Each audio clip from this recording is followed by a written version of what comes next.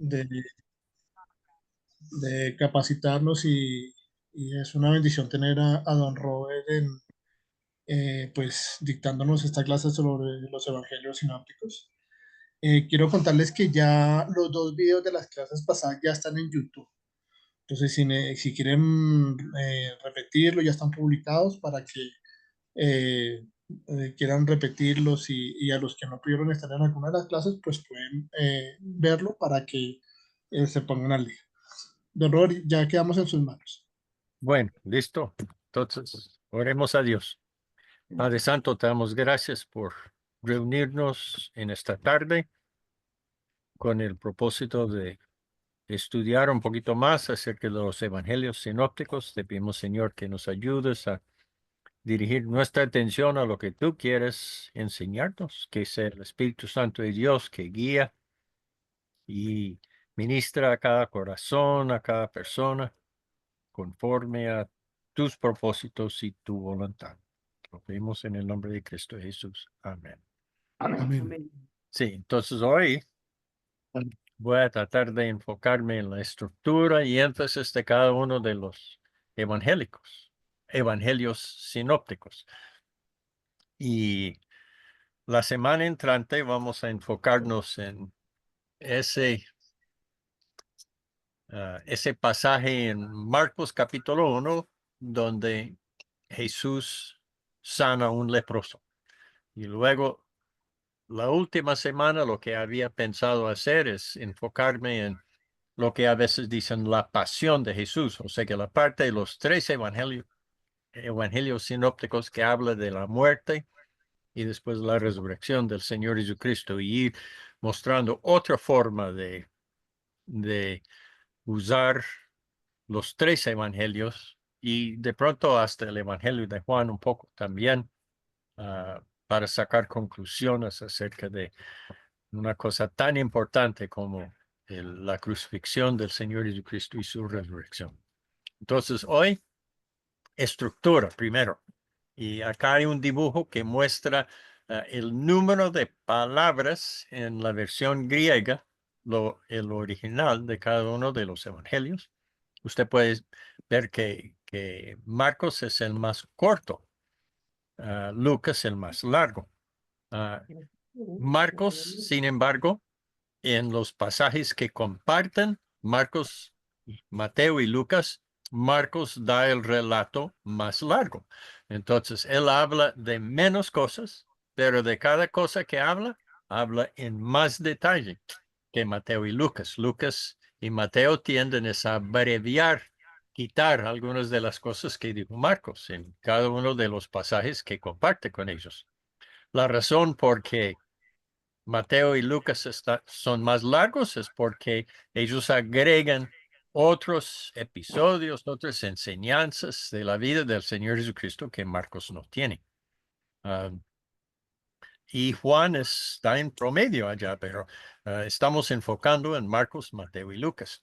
Acá otro dibujo mostrando, y en este dibujo vamos a mostrar proporción.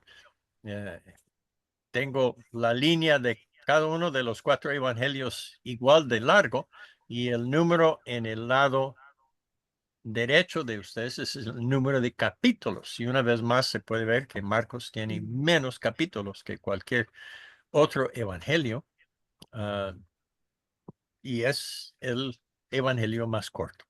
Entonces la estructura de Marcos en general se ve así.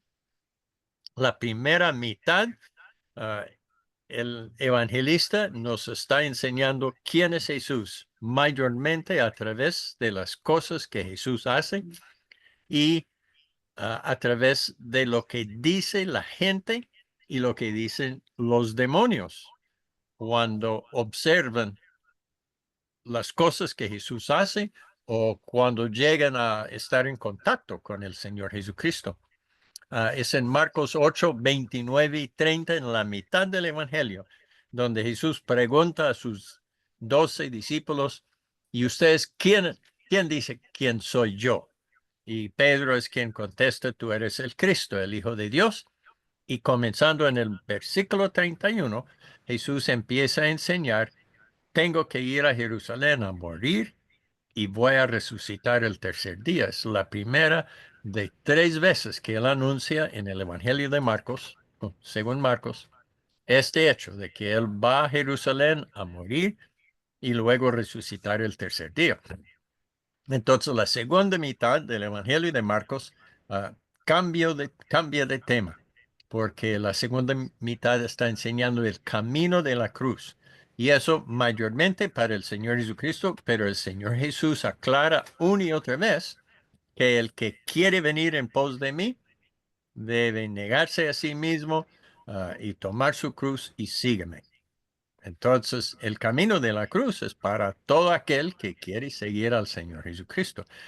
Y a través de esta sección nos está enseñando que el que quiere andar por el camino de la cruz tiene que humillarse delante de Dios, tiene que ah, reconocer el señorío de Dios, tiene que someterse a Dios, tiene que ser siervo de los demás, tiene que amar a los demás. Así uno va aprendiendo poco a poco qué significa llevar su cruz, ¿sí? Porque obviamente cada uno de nosotros no vamos a morir crucificados, pero ¿qué quiere decir cargar nuestra cruz? Ese es el tema de la segunda mitad del Evangelio según Marcos.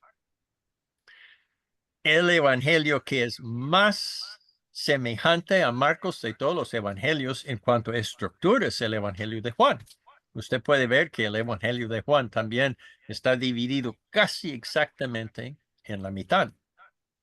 Juan tiene una introducción más larga que Marcos, pero después de eso, comenzando con cuando convierte Jesús el agua en vino, en capítulo 2 de Juan, Jesús hace 7 señales que muestra claramente quién es Él. La última señal que hace en capítulo 11 de Juan es resucitar a Lázaro después de 3 días de muerte. Entonces, la primera mitad de Juan, como la primera mitad de Marcos, enseña quién es el Señor Jesucristo. La segunda mitad de Juan está enfocado en enseñanzas largas de Jesús a sus discípulos.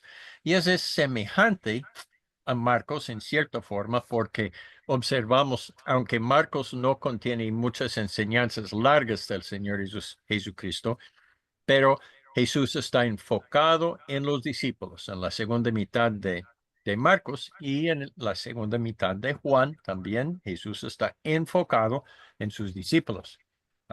Juan tiene una sección larga, 2 capítulos enteros que habla de la crucifixión y resurrección del Señor Jesucristo. En cambio, Marcos dedica relativamente poco tiempo a estos 2 temas. Luego llegamos a Mateo. Mateo es el evangelio que tiene la estructura más compleja de los 4. En primer lugar, igual como Lucas, Mateo narra el nacimiento de Jesús. Marcos y Juan ni lo menciona. No, si fuera por ellos dos, no tendríamos idea acerca de cómo es que Jesús llegó a este mundo. Pero Mateo y Lucas nos da cada uno detalles diferentes acerca del nacimiento del Señor Jesucristo. Mateo se enfoca en el nacimiento desde la perspectiva de José. Casi todo se ve con los ojos de José. Lucas se enfoca en el nacimiento del Señor Jesucristo desde la perspectiva de María, más bien. Y uno sospecha que Lucas tuvo la oportunidad de entrevistarse con María porque hay cosas tan personales en el relato del nacimiento de Jesús que uno dice que pues tal vez solamente María o una persona muy cercana a María hubiera podido decir esas cosas a Lucas para que él pudiera narrarlas para que nosotros supiéramos también. Ahora volviendo a Mateo, Mateo tiene como Marcos 2 secciones grandes y son muy semejantes.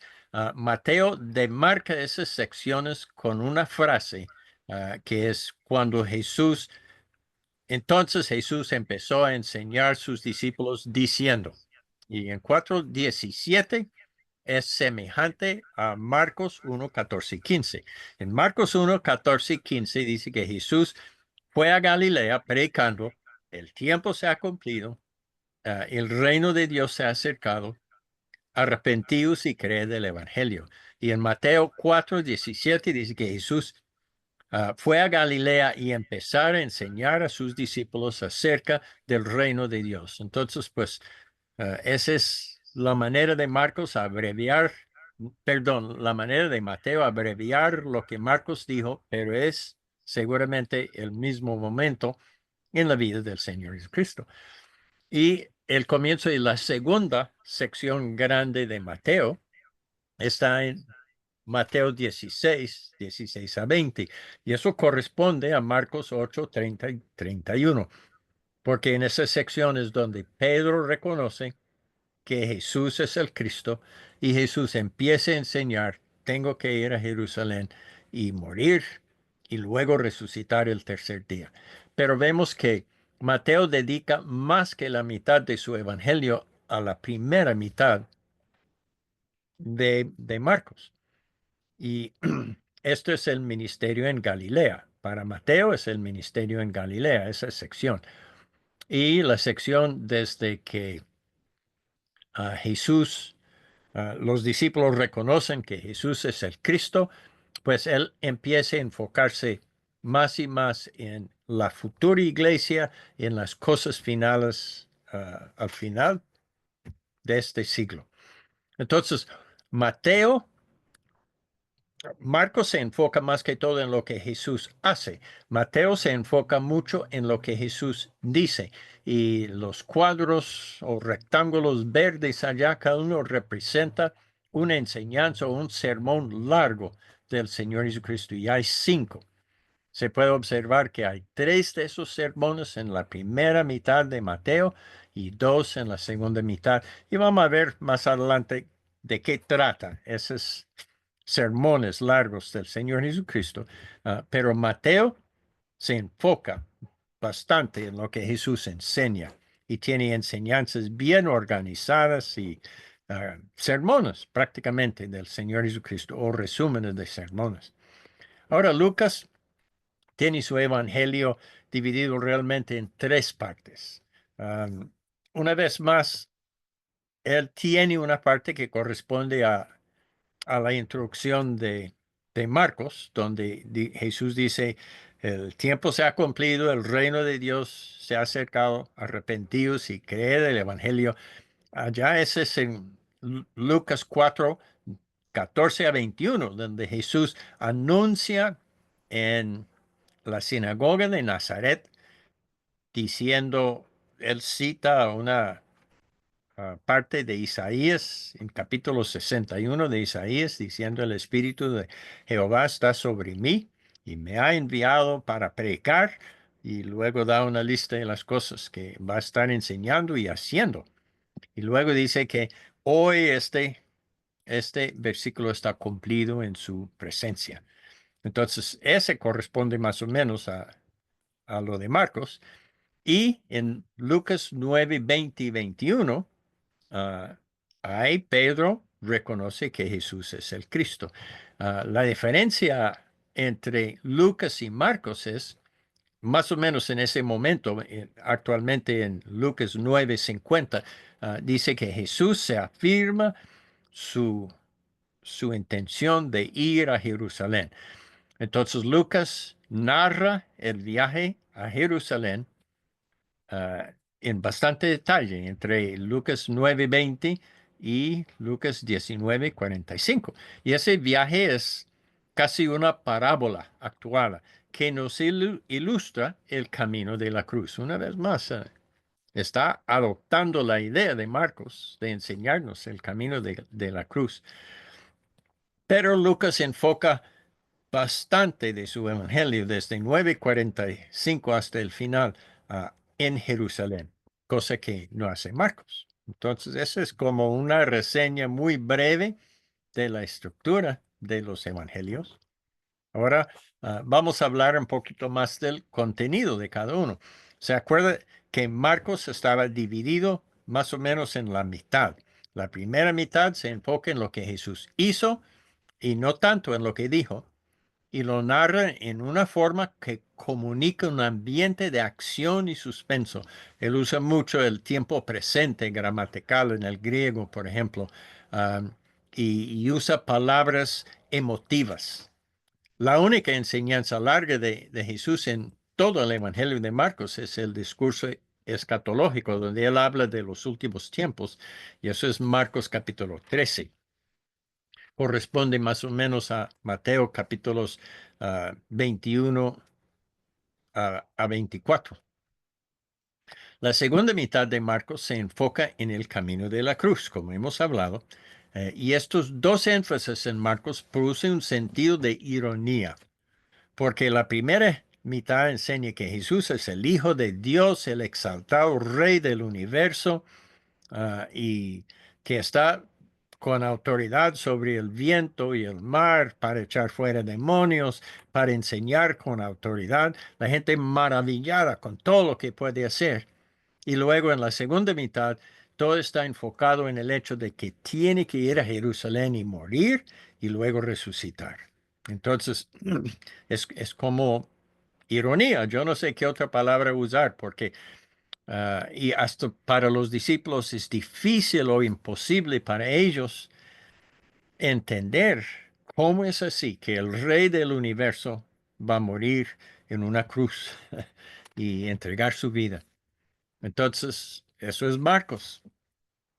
Marcos se enfoca mucho en el hecho de que Jesús es el Hijo de Dios. Allá hay una lista de citas en Marcos que enseña esa verdad.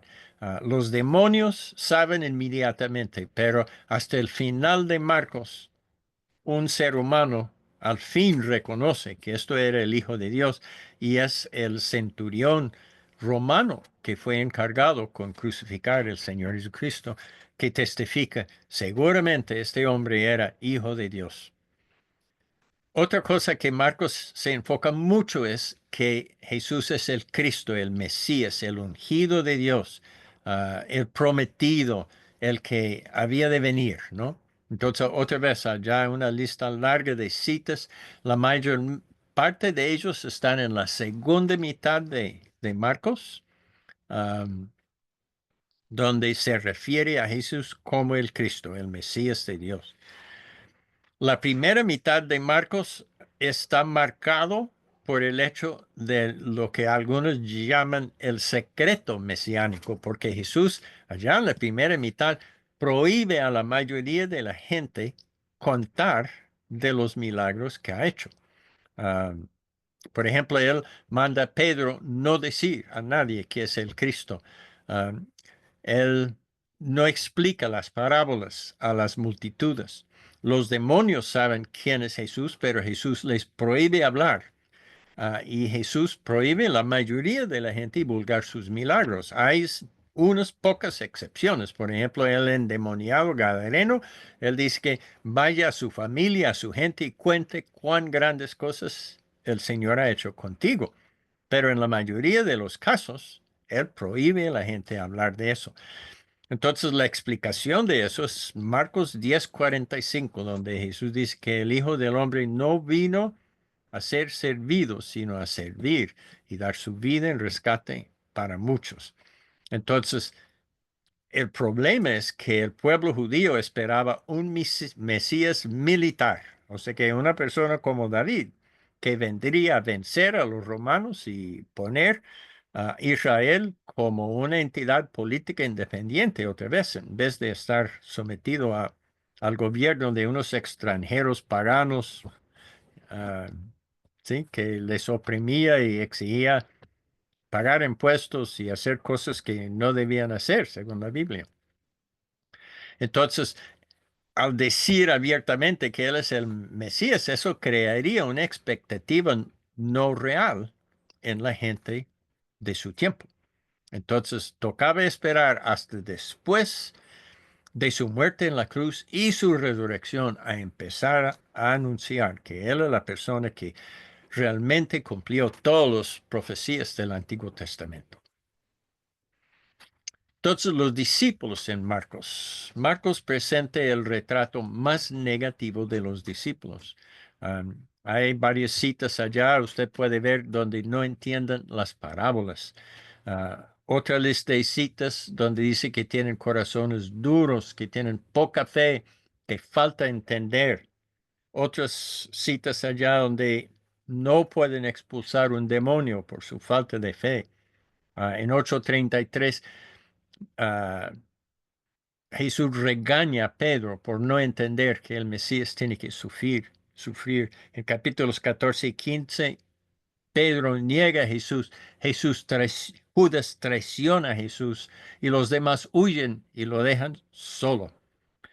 Y al final, dice, las mujeres son los discípulos ejemplares, pero al final de Mateo dice que después de presenciar a Jesús resucitado, ellos se fueron huyendo y no decían nada a nadie por algún tiempo. También ya hay dos citas donde compara la ceguera espiritual de los discípulos en contraste con dos milagros que hizo Jesús de restaurar la vista física a algunos ciegos en el Evangelio de Marcos. Y Jesús dice claramente a ellos, teniendo ojos, no ven, teniendo oídos, no oyen. Entonces, ¿por qué hace Jesús o por qué hace Marcos esto? Pues yo creo que es para animarnos a nosotros, para ayudarnos a entender que aún los 12 es gente como usted y yo. Yo a veces tengo mis dudas, a veces tengo mis fallas, a veces falla mi fe. Y creo que el Evangelio de Marcos es el Evangelio que más nos anima que cuando estas cosas nos suceden, pues que no se preocupa, porque hasta los primeros 12 tenían muchos problemas también a entender quién era Jesús y seguirle al comienzo. Entonces, Marcos también presenta algunos elementos positivos de los discípulos, no es todo negativo. Por ejemplo, ellos responden al llamado. Pedro, Andrés, Jacobo y, y Santiago dejan todo para seguir a Jesús. Y luego Leví, quien es Mateo, también deja todo para seguir al Señor Jesucristo. Ellos reciben enseñanzas privadas del Señor Jesucristo. Reciben promesas y privilegios de Él. Y como mencioné antes, las mujeres parece que son los discípulos ejemplares. No encuentro en Marcos donde Jesús regaña a sus seguidores femeninos. En cambio, él regaña duro varias veces a sus seguidores masculinos. Pero aún ellos fallan al final en Marcos 16, capítulo 8. Entonces Marcos muestra que ningún ser humano es capaz de responder a Jesús en forma apropiada sin la ayuda y la gracia y el poder de Dios. Marcos se enfoca bastante en las cosas finales, o sea, que cosas que son futuras para nosotros todavía. Marcos capítulo 13 habla de eso y también los versículos 6 y 7 de Marcos 16. Marcos es el primero para usar la palabra evangelio para describir la historia de Jesús y asociar el evangelio con Jesús. La mayoría de las cartas de Pablo, por ejemplo, fueron escritas antes del evangelio de Marcos. Y Pablo usó la palabra evangelio en una forma diferente de Marcos, pero Marcos adoptó esa palabra evangelio para describir el Señor Jesucristo, lo que hace y quién es. Y al comienzo de Marcos, él presenta el versículo que contiene parte de Isaías 43, donde dice una voz en el desierto que clama, preparad el camino del Señor. Y Marcos, muchos han visto el Evangelio de Marcos como un nuevo éxodo.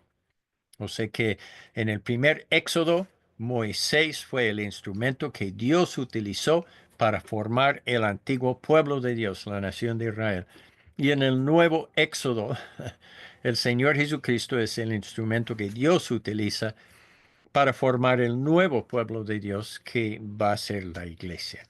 Y en el antiguo Éxodo sacaron a la gente de esclavitud en Egipto a Faraón.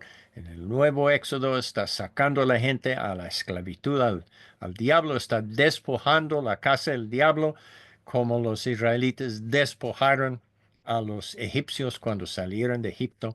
Y así sucesivamente han encontrado muchos paralelos entre el Éxodo y el Evangelio de Marcos. Ahora pasamos a Mateo por un rato. Voy a poner una cosa acá para que yo pueda estar consciente de la hora. Entonces, como mencioné, Mateo ha estructurado su evangelio usando palabras. Entonces, en Mateo 4, 17 y 16, 21, existe esta frase, desde entonces comenzó Jesús a. Y eso marca el comienzo de una grande sección de Marcos. El primero corresponde perdón, dos grandes secciones de Mateo. El primero en 4:17 corresponde al comienzo del ministerio en Galilea de Marcos. Y el segundo ah, marca el momento en que los discípulos, cuando Pedro reconoce que Jesús es el Cristo y Jesús empieza a enseñar que tiene que morir. Entonces en 4:17 dice, desde entonces Jesús comenzó a predicar, arrepiéntense porque el reino de los cielos está cerca, semejante a lo que dijo Marcos. Y en el segundo 16:21 dice que desde entonces comenzó Jesús a advertir a sus discípulos que tenía que ir a Jerusalén a sufrir. Entonces vemos un paralelo con la estructura de Marcos, pero con un cambio de énfasis, porque Mateo dedica más tiempo a lo que para Marcos es la primera mitad y menos tiempo a lo que para Marcos es la segunda mitad. Entonces, la primera mitad es ministerio en Galilea, la segunda mitad el viaje a Jerusalén, incluida la muerte y la resurrección del Señor Jesucristo. También, como mencioné, Marcos tiene 5 bloques de enseñanza. El primer bloque es el Sermón del Monte, que todos nosotros sabemos que nos enseña las características de vivir como ciudadano del reino de Dios. ¿Sí? Características de cómo es vivir como ciudadano del reino de Dios. El segundo es un llamado y ministerio a los apóstoles y habla básicamente de qué significa ser un discípulo del Señor Jesucristo. Eso es capítulo 10. El tercer bloque de enseñanzas son las parábolas del reino en el capítulo 13 de Mateo. El cuarto bloque de enseñanzas es un discurso también sobre discipulado y introduce la idea de la iglesia. Mateo es el único evangelio que menciona la palabra iglesia. Lo hace un par de veces y en capítulo 18 pone algunas pautas para cómo debemos vivir nosotros como parte del nuevo pueblo de Dios, la iglesia. Y el discurso escatológico, o sea, que sobre las últimas cosas, es más largo en Mateo que cualquier otro evangelio. Abarca 3 capítulos enteros, 23, 24 y 25. Es interesante que estos discursos largos también son pautas de organización y estructura en Marcos, porque, por ejemplo, el Sermón del Monte en capítulos 5 y 7, Jesús enseña con autoridad, y luego en capítulos 8 y 9 narran milagros que demuestran la autoridad de Jesús. Capítulo 10 tiene el llamado de los discípulos y Jesús les enseña a esperar hostilidad y rechazo. Y luego en los capítulos que siguen después, narra varios episodios donde Jesús experimenta hostilidad, la hostilidad que él decía que sus discípulos deben esperar. Las parábolas que hablan del reino de Dios muestran que hay algunos que aceptan el reino de Dios y otros que lo rechazan. Y algunos estarán recogidos por los ángeles de Dios y otros estarán rechazados por el reino de Dios. Polarización, o sea que división en el reino de los cielos. Y luego en capítulos 14 y 15 y 16 narra el rechazo de parte de muchos judíos y la extensión del ministerio a regiones gentiles.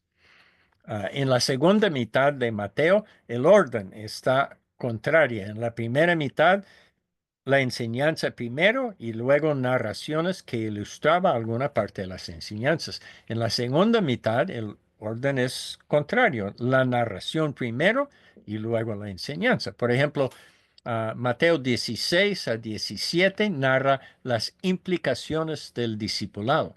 Y luego Mateo 18 da el discurso que pone el fundamento de la iglesia. Y Mateo 29 a 22 advierte acerca del juicio venidero.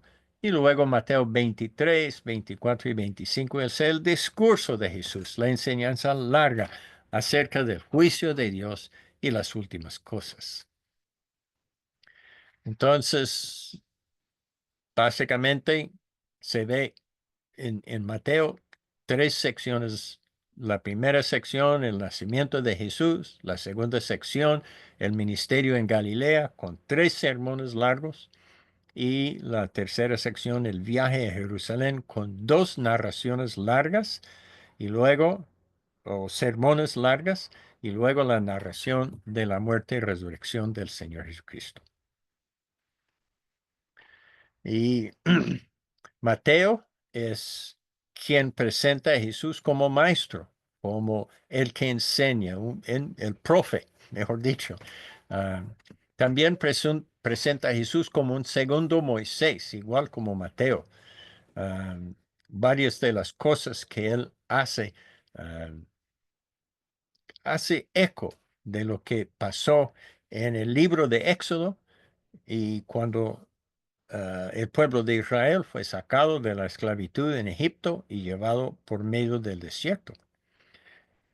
Mateo también presenta a Jesús como el hijo de David. Y esa frase es más frecuente y más importante en Mateo que en cualquier otro evangelio. Presenta a Jesús como hijo de Dios. Es Mateo que presenta a Jesús como Emmanuel, que quiere decir Dios con nosotros. Eso aparece exactamente con la palabra Emmanuel en 1:23 y en 28:20 Jesús promete y estaré con vosotros hasta el fin del siglo. Entonces al comienzo y al final de Mateo, él enfoca en la idea de que Jesús está presente y que va a estar presente con su pueblo siempre. Él presenta a Jesús como el sabio. También hay varios lugares en Mateo donde se refiere a Jesucristo como una persona sabia que puede enseñar la sabiduría de Dios. Mateo se enfoca en los judíos. Él se dirige a los judíos.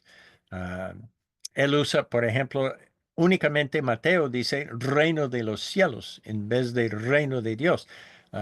Los judíos tienden a evitar usar la palabra Dios como un cierto respeto a Dios. Ellos tampoco usan el nombre de Dios, porque el tercer mandamiento dice, no usarás el nombre de Dios en vano. Entonces, los judíos tienden a no decir la palabra Dios y no decir la palabra, lo que nosotros pronunciamos Jehová. Entonces, en vez de decir reino de los cielos, muchas veces en vez de decir reino de Dios, que es lo que dicen Marcos y Lucas, Mateo tiende a decir reino de los cielos. Ah, y él se enfoca en Jesús como hijo de David, tiene una genealogía que presenta a Jesús como hijo de David, hijo de Abraham, ¿sí? Y heredero de las promesas que Dios dio a Abraham y a David. Pero, irónicamente, Mateo es el evangelio que critica con más dureza al liderazgo de los judíos. Él está dirigiéndose a judíos, pero le da duro a los líderes de los judíos, con palabras más fuertes y más enseñanzas más largas y palabras de Jesús, pues muy duras contra algunos del liderazgo del pueblo judío. Y irónicamente, como está dirigido a judíos, pero Mateo es el evangelio que pone más énfasis sobre la extensión del evangelio a los gentiles.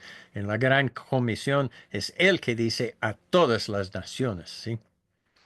Entonces, creo que el apóstol Pablo cogió esta idea porque en muchas de las cartas de Pablo, más que todo en Romanos, él dice que a los judíos primeramente y también a los gentiles. Entonces, él está partiendo más o menos de este énfasis de Mateo, de la extensión del evangelio a los gentiles, pero que primeramente llega a los judíos. Entonces, Mateo es el, como mencioné, único evangelio que menciona la iglesia y que da enseñanzas bastante profundas sobre el discipulado. Mateo es el evangelio que usa el Antiguo Testamento más que cualquier otro evangelio. Y es en Mateo únicamente que va a encontrar frases como para que se cumpliera lo que el Señor había dicho en los profetas o algo semejante.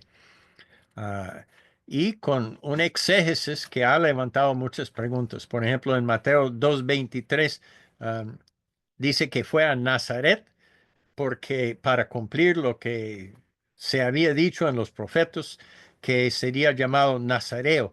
Entonces usted puede buscar en todo el Antiguo Testamento y no hay ningún profeta que dice que el Mesías va a ser un nazareo. Entonces eso ha levantado muchas preguntas. ¿Qué estaba pensando Mateo cuando él usó esa fórmula para que se cumpliera lo que el Señor había dicho en cuanto a esta frase, Nazareo? Hay diferentes ideas. Ustedes pueden consultar los comentarios sobre Mateo 2:23 para saber qué ha pensado la gente, por ejemplo, acerca de esta parte del Evangelio de Mateo. Y la gran comisión en Mateo es único. O sea que es muy diferente. Marcos realmente no lo tiene. Lucas lo tiene en otra forma muy diferente. Juan también en otra forma muy diferente. Es en Mateo donde dice hacer discípulos de todas las naciones, bautizándoles en el nombre del Padre, del Hijo, del Espíritu Santo y enseñándoles que guarden todas las cosas que os he enseñado, y he aquí yo estaré con vosotros todos los días hasta el fin del siglo. Es Mateo que tiene ese enunciación, anuncio completo de la gran comisión. Varios lo asocian con lo que Pablo dice en 1 Corintios 15, que Jesús apareció a más de 500 personas a la vez y muchos de ellos todavía están vivos. Se creen que lo que dijo Jesús en Mateo ocurrió y las 500 personas escucharon de eso. Es Mateo que dice que algunos dudaron. Sí. Y es Mateo que dice en la gran comisión, se me ha dado toda autoridad y estaré con ustedes para siempre. Entonces, pues la gran comisión en Mateo es una cosa muy importante, un aporte valioso que Él nos ha dado a nuestro conocimiento del Señor Jesucristo. Luego quiero pasar a Lucas y luego creo que esta vez vamos a lograr tener un tiempo para poder compartir nosotros un poco y tener sus ideas y aportes. Entonces, allá puede ver que Lucas está dividido en tres partes: de Galilea, luego el viaje a Jerusalén y luego el tiempo en Jerusalén, que para Lucas era clave. Él dedica bastante tiempo a eso. Y Lucas es el único evangelista que escribió otro tomo, que es el libro de Hechos, que habla de cómo es que la iglesia partió de ese momento de la resurrección del Señor Jesucristo y qué es lo que pasó después.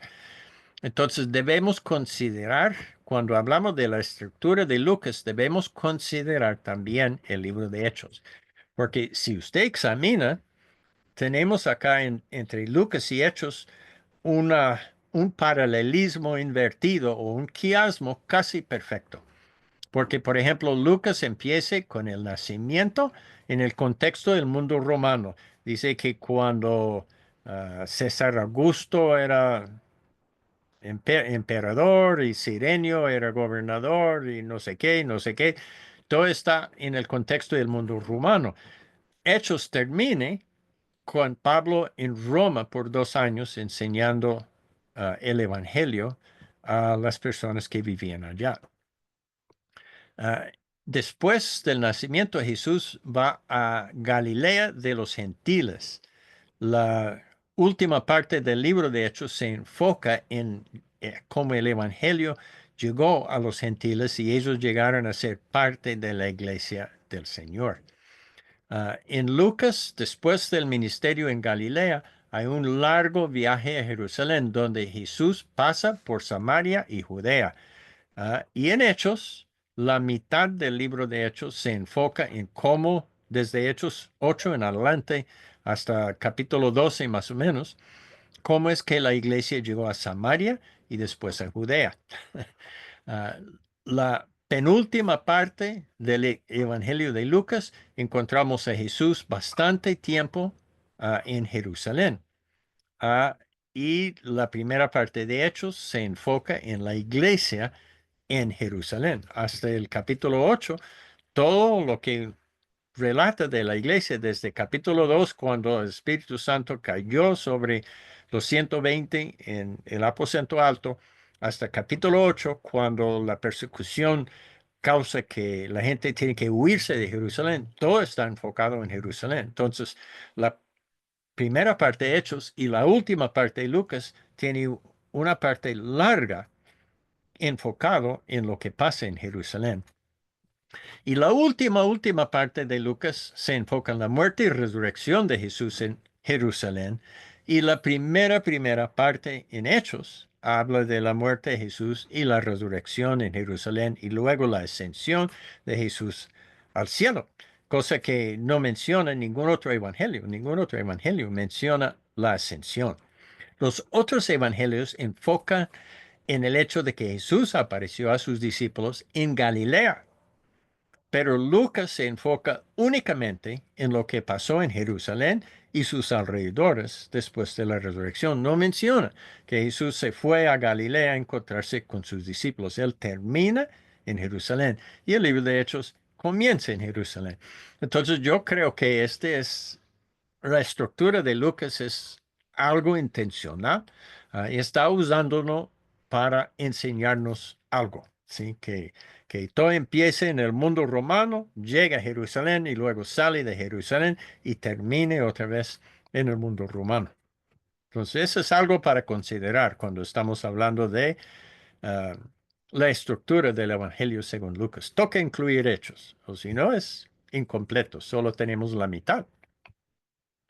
Bueno, el contenido de Lucas, Lucas enfoca en Jesús como un ser humano. ¿Sí? Él es el evangelio que más nos permite conocer la humanidad de nuestro Señor Jesucristo, su compasión para las personas más despreciadas. Es Lucas que muestra compasión para samaritanos y gentiles, para cobradores de impuestos y pecadores, para mujeres y niños y para gente de pocos recursos, la gente que está pobre económicamente o aislado por alguna enfermedad. Ah, sí, eso.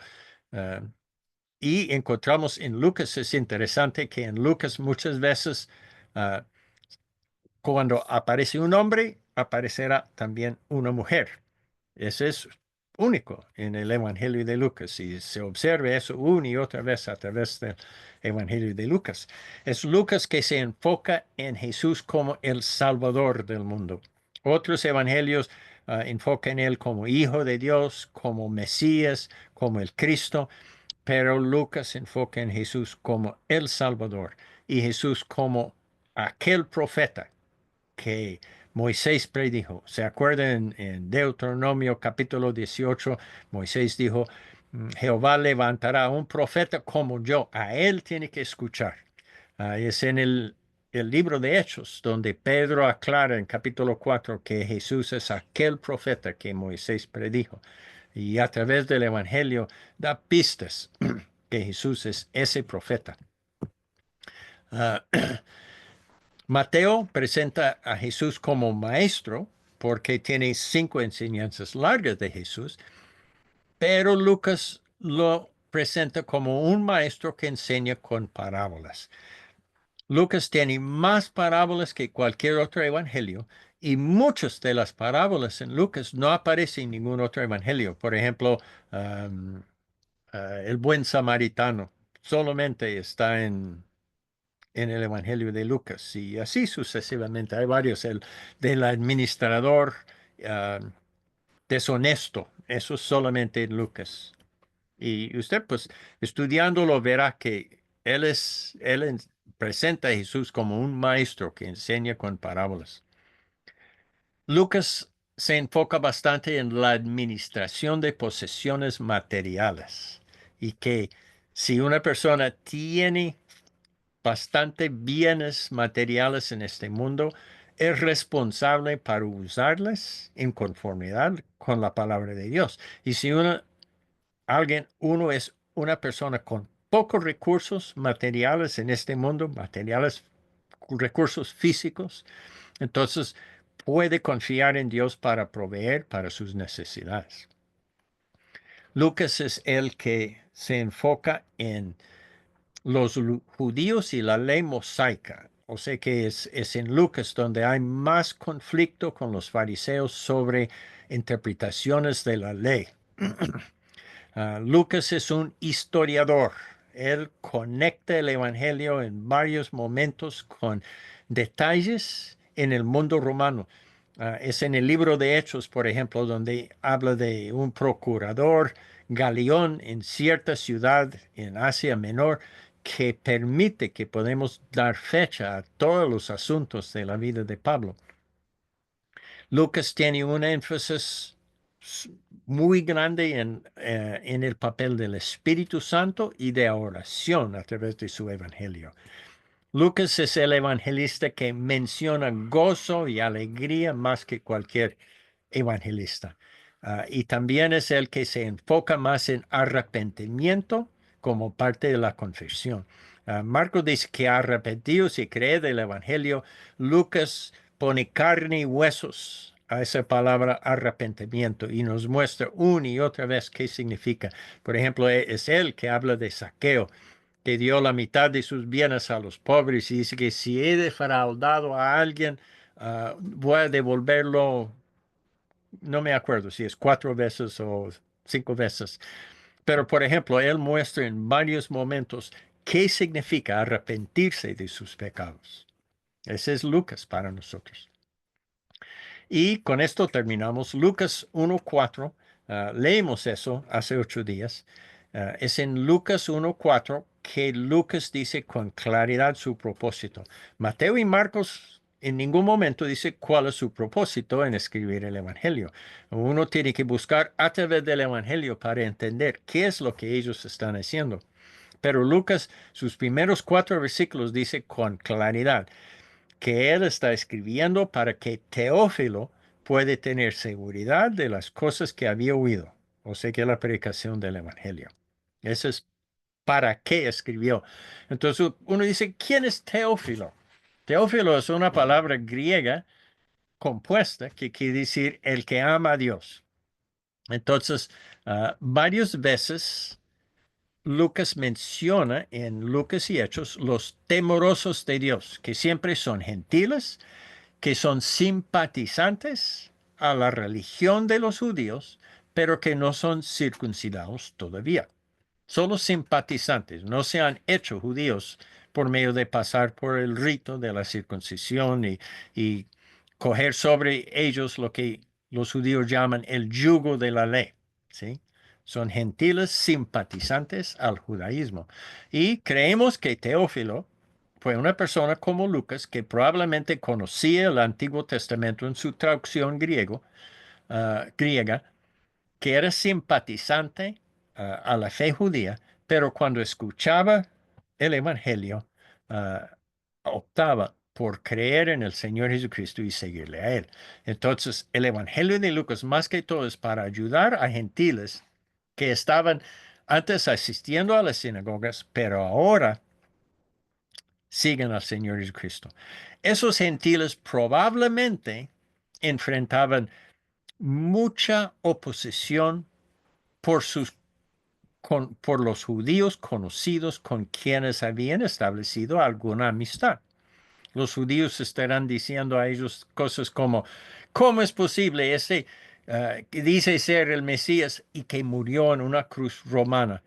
¿Cómo es posible que él no ayunaba? ¿Cómo es posible que él no lavaba las manos antes de comer?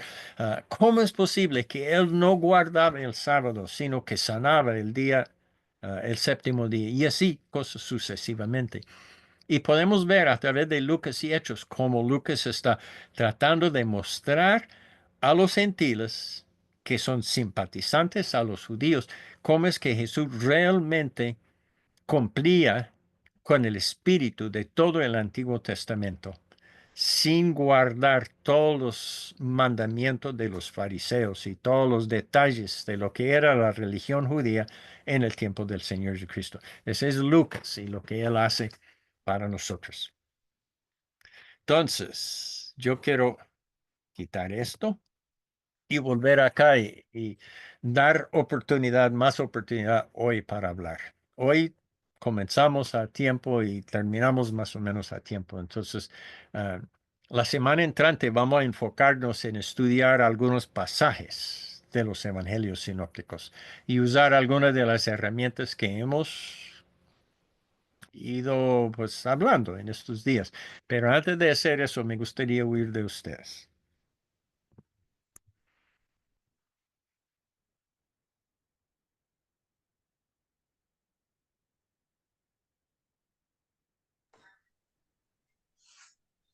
Don Robert, yo tengo una pregunta y es en relación a la escatología que manejan los evangelios sinópticos. Ujú, Em, em, hay, bueno, algunas interpretaciones o algunas exégesis que se hacen actualmente, entonces ubican muchas de las cosas que está planteando pues Mateo, Marcos y Lucas también en el capítulo 21 y solo lo plantean para este tiempo, pero qué interesante sería poder escuchar que algunas de esas cosas ya se cumplieron en el tiempo en la iglesia primitiva después de Jesús. No sé si nos ajá, puede hablar un poquito de eso. sí. Bueno, puede ser interesante dedicar una de las siguientes dos a eso, precisamente eso. Sí.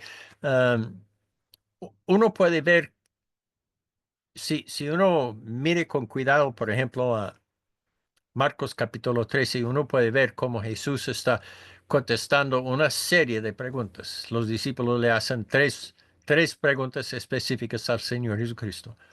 Y uno puede ver a través de su respuesta cuando está respondiendo a cuáles de esas preguntas. Y una de las preguntas es, Jesús había dicho que el templo va a ser destruido. Y ellos dicen, ¿cuándo va a suceder eso? Entonces, una buena parte está prediciendo lo que pasó en el año 70 después de Cristo. Y efectivamente, el templo fue destruido. Pero luego hay una parte también que habla de cosas que todavía son futuras para nosotros. Y uno mirando con cuidado, uno puede diferenciar entre el uno y el otro, tanto en Marcos como en Mateo y Lucas. Entonces puede que dedicaremos algún tiempo, no sé si la semana entrante o la segunda semana, entonces a eso. Esa es una buena sugerencia. Gracias, don. Mm,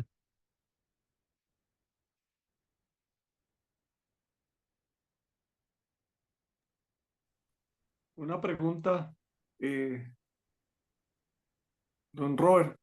sí, Eh, Germán. ¿Es posible que Pablo haya conocido a los evangelistas? Porque, ¿por qué Pablo no, bueno, no conoció a Jesús personalmente, Ujú, pero por qué es tan notorio en Pablo que Pablo habla de Jesús siempre como la divinidad y no lo aterriza como los evangelistas como al Ujú. hombre, ¿sí? Sí. Es solamente para satisfacer esa curiosidad, si hay alguna explicación o ese sesgo que tenía Pablo de referirse a Jesús como la divinidad, Mm. pero me parece que en ninguna carta se refiere a él como al hombre, como si lo hicieron los evangelistas. Bueno, Romanos 5 presenta a Jesús como el segundo Adán. Ujú. Eso tal vez es el Lo lugar más donde cercano. Pablo más se enfoca en la humanidad del Señor Jesucristo. Pero creo que la razón es esto. Mateo y, bueno, Pedro se supone, pues la tradición de la iglesia primitiva es que Marcos era compañero de Pedro, escuchaba los sermones de Pedro y que el Evangelio de Marcos es una recopilación, o sea que una narración organizada de lo que Pedro predicaba. Y Ujú. Lucas estaba más que todo en la presencia de Pablo. Pero Marcos, entonces, Marcos y Mateo tenía algún contacto más o menos directo con Jesús en su humanidad. Pablo lo conoció como resucitado, porque parece que Jesús apareció a Pablo en el camino a Damasco ese día y le habló en una forma bien personal durante esos 3 días cuando él no podía ver y estaba ayunando. Entonces la Sí, experiencia de Pablo con Jesús es como ya resucitado. Y la sí, experiencia, por ejemplo, de Mateo con Jesús incluía 3 años de andar con él a través de Galilea, Samaria y Jerusalén y comer con él, acostarse a dormir sí, en compañía de él y los otros discípulos, sí, estar en el barco con él, verlo cansado, verlo con hambre. Entonces, esos evangelistas más podían relatarnos cómo era la humanidad del Señor Jesucristo. sí. Ah, es correcto. Mm, Y la otra pregunta es si el lenguaje que utiliza Mateo en el Sermón del Monte, a mí me parece que el lenguaje y los contenidos, pues, ¿no? ujú, Digamos, de esos cursos del Sermón del Monte, yo creo que para su auditorio, que era la multitud, que eran personas que no eran doctas, que no eran estudiadas, tuvo ujú. que ser muy extraño, tan extraño y tan raro como para nosotros. Yo creo que Eh, sí, sí. ¿Qué opinión tiene? Sí, Sí, porque eran, porque mira, era ujú, gente del común, ¿no? Que lo oía, ¿no? Y a mí me parece muy sofisticado esos discursos. mm, sí, y creo que Jesús está tratando de, o sea que cuando leo el Sermón del Monte, pienso en Isaías 55, donde Dios dice, mis pensamientos son más altos que sus pensamientos, ¿sí? Ujú. Y creo que Jesús está tratando de comunicar, mire, ustedes tienen una idea sobre qué es el reino de Dios, pero es totalmente diferente de lo que ustedes piensan. Realmente es así, así, así. Porque las Sí, ideas que él presenta en el Sermón del Monte son contrarias a lo que la naturaleza humana quisiera. sí. Por eso, pero entonces, mira, cuando yo he repasado el Sermón del Monte, Mm, eh, pues para uno es difícil realmente. Repito, yo pienso que su auditorio quedó mudo porque no entendió nada. puede Es ser. que ni Mm. siquiera los discípulos, ¿no? O sea, que Y estuvieron tan cerca.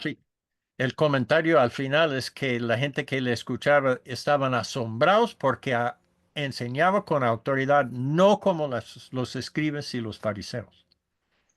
Es Sí, una enseñanza totalmente diferente de lo que la gente estaba acostumbrada a oír. sí, es que, por ejemplo, ¿en qué sociedad, uno se pregunta, en qué sociedad de todas las que han pasado desde el siglo primero, hay un líder que lo incluye Ujú, a uno que no tiene nada, a uno que no tiene educación, a uno que siempre ha sido marginado, a uno que cree que ese es el lugar para el cual nació, de ser pobre, porque esa era su casta. O sea, yo no sé, esa gente debió haber quedado loca, Robert. Sí, sí. ¿Sí? O sea, es que es, no sé, ese le rompe a uno la cabeza. El sermón del monte le rompe la cabeza a uno. Robert. Mm, de Eh, acuerdo. don Robert, el asunto de las parábolas, un poquito hablando sobre el asunto de las parábolas. En Mateo capítulo 13, cuando le preguntan a los discípulos que por qué hablaban parábolas, entonces el Señor le contesta que, que Dios le da a conocer el reino, los secretos del reino a ellos, sino a los otros. Ujú, Pero, por ejemplo, en Lucas, cuando en el capítulo 15, 15 cuando habla que lo estaban criticando a él porque se comía con pecadores, con eso, ujú. él hace tres parábolas relacionadas con cómo Dios se alegra por que recuperó algo perdido. Sí, Y la moneda, eh, eh, la la oveja oveja perdida perdida. y el hijo pródigo. Ujú, Y quienes lo están escuchando entendieron perfectamente lo que estaba diciendo en parábolas, porque se lo estaba ujú, diciendo a los estos. Entonces uno pensaría ahí, bueno, las parábolas son para que no se entiendan o para que se entienda o cómo es el asunto. O es que ujú. Mateo pues lo enfoca por otro lado y Lucas lo enfoca. Bueno, sí, claro que lo enfocan de manera diferente. Ya. Sí, o sea que creo Eh, que lo que dice allá en Mateo 13 y en Marcos, que es Marcos, capítulos 4 o 6, yo no me acuerdo ahora, está enfocado en las parábolas del reino. Y cita Isaías 6, donde dice que teniendo ojos no pueden ver, teniendo oídos escucharán, pero no entenderán, para que no los salve. Sí, o sea que Jesús está reconociendo que la mayoría de la gente no le va a seguir, no le va a prestar atención. Mucha gente llega por milagros, mucha gente llega para que eche fuera demonios, pero no para recibir sus enseñanzas y hacer caso y realmente permitir que sus vidas sean transformadas. Muy poca gente va por ese camino, ¿sí? Él está reconociendo eso. Entonces, más adelante, él usa parábolas como para acusar. Lo que usted mencionó, ¿sí? Es Lucas nomás que tiene las tres parábolas. Los otros evangelistas tienen la oveja perdida, pero él agrega la moneda perdida y el hijo pródigo. Y como usted dice, llegó a ser perfectamente claro a los líderes religiosos que ellos no tenían la mente de Dios respecto a estas cosas. Más adelante hay otro donde el dueño del viñedo ah, termina destruyendo el viñedo porque ellos no rinden fruto. Y dice que ellos entendieron que él estaba hablando de esa parábola en contra de ellos, entendieron perfectamente.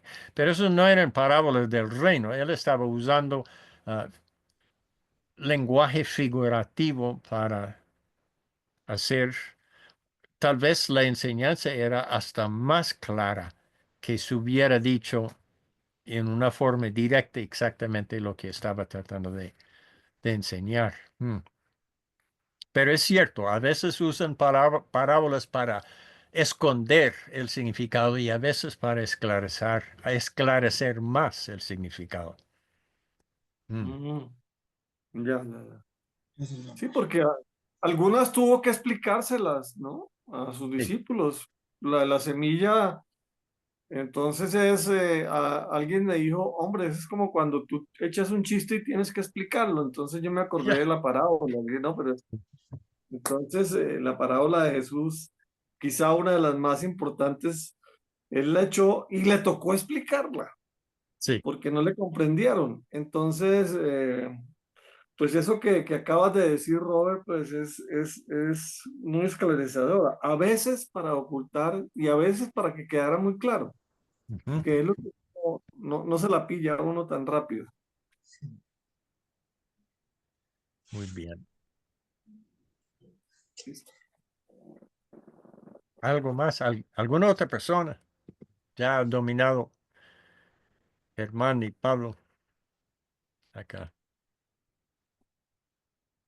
¿Alguien otro Los tiene de antes algún no, comentario, alguna pregunta? quedaron mudos. Yo, Bueno, yo quedé fascinado con el asunto del quiasmo de Lucas y Hechos. Yo no lo había visto nunca por eso. mm, Tampoco. El quiasmo es espectacular, don Robert.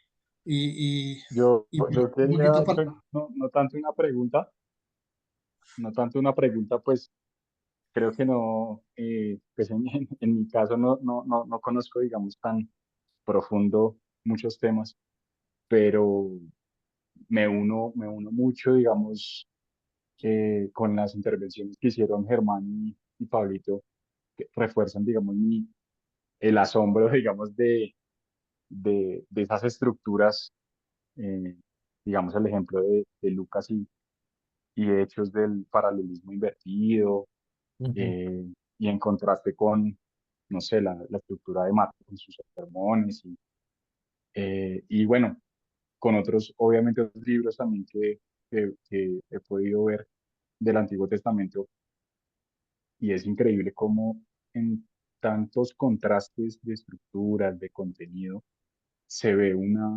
a la misma vez se ve como un mismo énfasis de, digamos, en este caso de Jesús, de lo que fue Jesús, de lo que quiso dejar, de lo que sí fue para cada uno. Y ahorita que hablaban me pareció muy chévere como eso que explicó don Robert para Pablo, claro, fue Jesús resucitado con el que se relacionó. Entonces, seguramente, pues por eso mismo lo que decía Germán, que Pablo lo trataba más como una divinidad. Pues claro, a él se le apareció de una manera tan sobrenatural y tan increíble en contraste pues digamos que si Mateo estuvo pegado digo, Marcos estuvo pegado fue a Pedro, o sea, como que lo vieron de una manera más humana. Se ven todos esos contrastes, pero es muy bonito ver desde todas esas diferentes perspectivas y relaciones que tuvieron con Jesús, cómo todos marcaban o sea, como la flecha iba hacia allá, hacia, hacia un mismo punto. ujú. Entonces, es lo increíble también pues, de la palabra de Dios y que nos refuerza a nosotros como creer que de verdad es la palabra de Dios y es la verdad. Entonces, nada, ese era ese comentario. Bueno, sí. Definitivamente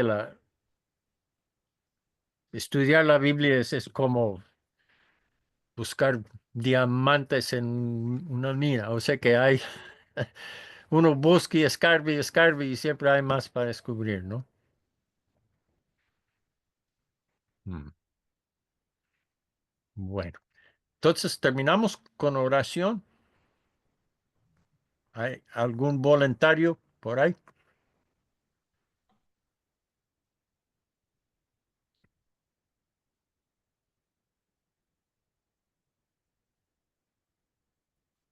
Yo, yo veo allá, a veces veo la cabeza del hermano Jorge y usted quiere orar para...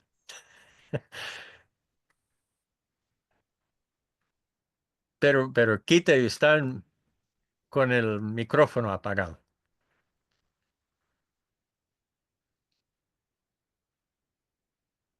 A ver.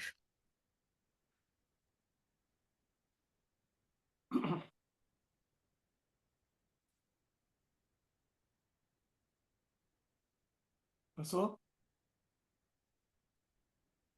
Algo pasó ahí. Pablito, quítale Ya, allá. ya, ya. Eso es. Me descubrió don Roberto. Yo estaba tratando de hacerme ahí en la esquinita como para que no me viera tanto. No, pero Me ha descubierto, me ha descubierto. sí, señor. Entonces, en gracia a ese descubrimiento, entonces yo haré la oración. Muchas gracias. Señor, te damos infinitas gracias por habernos permitido estar cerca a tu palabra y haber tenido la guía de una persona tan avesada en ese tema como don Roberto. Te rogamos que abras nuestro cerebro, nuestra cabeza, nuestro corazón y nuestro pensamiento para que podamos aprovechar con holgura información y estas explicaciones y estas hermosas encuentros que hemos tenido con la palabra, con todos esos tesoros que cada vez que buscamos encontramos. Te pedimos que nos des la fortaleza, nos des la voluntad y el deseo de cada día buscarte y encontrar esos tesoros que nos ayudan para guiar nuestra vida hacia ti, hacia lo que tú quieres que nosotros hagamos, que nos convirtamos en verdaderos instrumentos tuyos, idóneos para tu obra. Te damos infinitas gracias en el nombre de tu Hijo Jesucristo. Amén. Amén. Entonces, como tarea para la semana entrante,